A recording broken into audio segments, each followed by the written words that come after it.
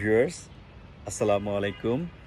আজকের এই সকালের সুন্দর হাওয়া এবং সাথে একটু exercise, I think this is the real energy boost.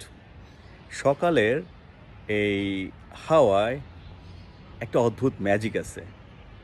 I think it's refreshes your souls and clears your mind.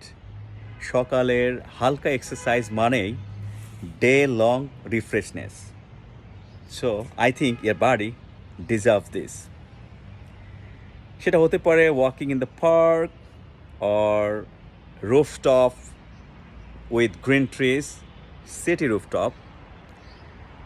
So সকালবেলার ওয়েদারটাকে এনজয় করার জন্য একটু হলেও আপনার নিজের জন্য সময় রাখুন।